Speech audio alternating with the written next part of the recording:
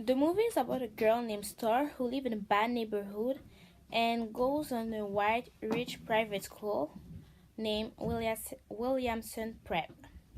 One day, at a party, she will meet her childhood friend named Cahill, and during their discussion, they heard a gunshot and they run to Cahill's car. They start to talk as Cahill drives. Then a police car pulls Cahill car over. He ordered to Cahill to get out of the car and put his hand on. Khalil tried to reach to his brush, who was in the car, and the policeman shoot him.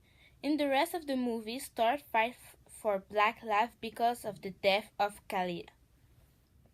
Star has two versions of herself. One is like the people who live in the ghetto, and the second one is like the rich white kid of her private school. She needs to be a different version when she's in a different setting because people might judge her. Example, when she's in her neighborhood, she can act or think like the kids in her school. And when she's in her school, she can act or think like in her neighborhood because they might intimidate her or fear her. When she said, I have to keep them separated, I think it means that she can be both of them in the same time and they are completely different so they won't match. I can relate it to it because sometimes I feel like that I need to change my personality so that I could be accepted. Star's parents teach her to listen to the police, do all the things they ask her to show them that you're not a danger, and do not talk back to them. They had this conversation with her because they wanted to prevent accident or trouble with the police. A lot of people die because they didn't know what to do when they were in front of the police.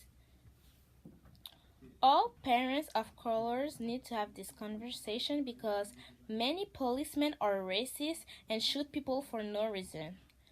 When you're black, people think that you are a danger because maybe you're in a gang or something else and they presume that you might hurt them. Others' parents don't need to have this conversation because people don't see them like a danger and they don't have prejudice on them. I think the movie really illustrated the reality that we are facing today because there are many black people who die because they had supposedly a gun in their hand and the policeman thought that his life was in danger. But in reality, the black guy just had a comb or brush in his hand.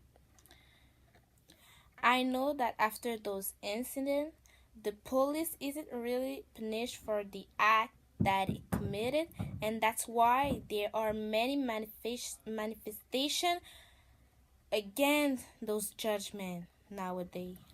Several police officers are abusing law enforcement against African Americans and Latino. It is intolerable.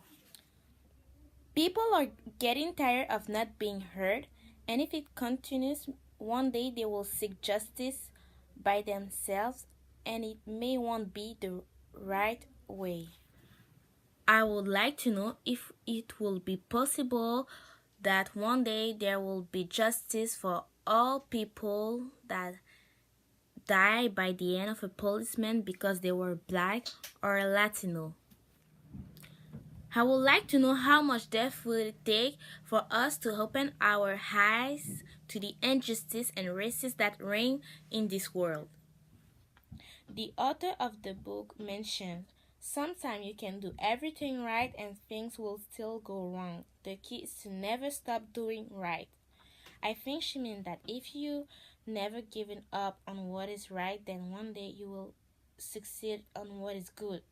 It's very hard to do things right because there are always obstacles that can make people quit the right path. This is why the better way to stay on that path is to never stop doing right and persist on that way. If you stay on it, you won't regret it. I give to this movie 5 star because it's really good.